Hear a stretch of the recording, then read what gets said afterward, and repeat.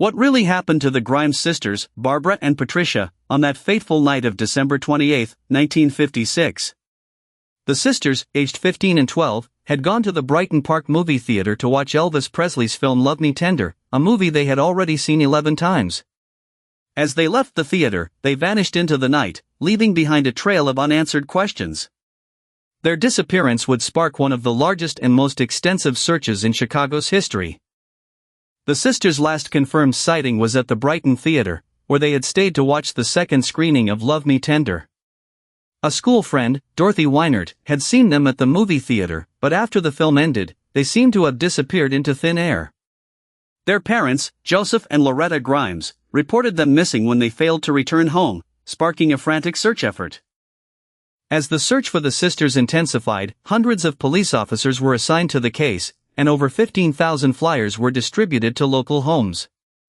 A $1,000 reward was offered for information leading to the sisters' whereabouts, but despite the massive effort, no one seemed to have any concrete leads on their disappearance.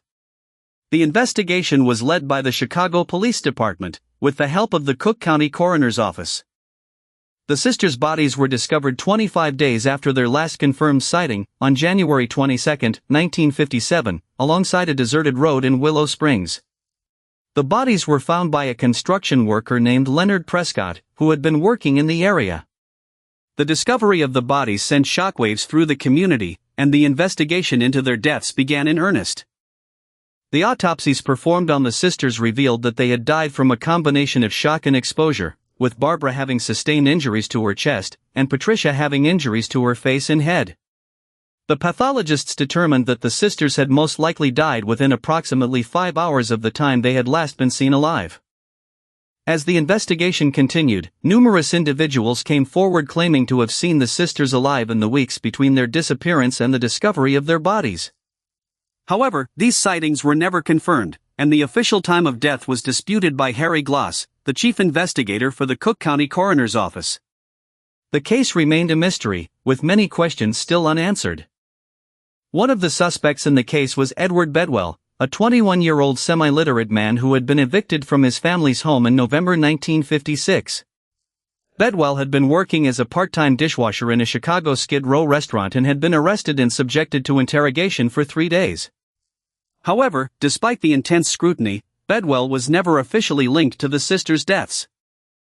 The investigation into the Grimes sisters' deaths was one of the largest and most extensive in Chicago's history, with over 300,000 people questioned and 2,000 individuals subjected to serious interrogation.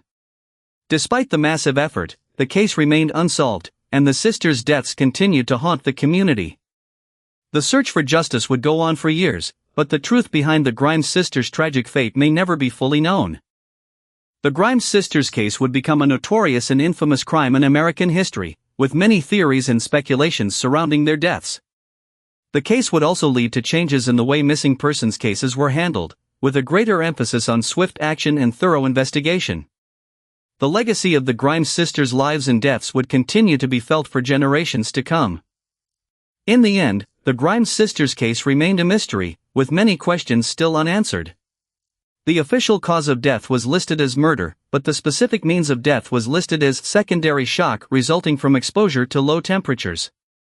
The case would continue to haunt the community, and the search for justice would go on for years. The Grimes sisters' tragic fate would never be forgotten, and their memory would live on as a reminder of the importance of justice and the need for truth.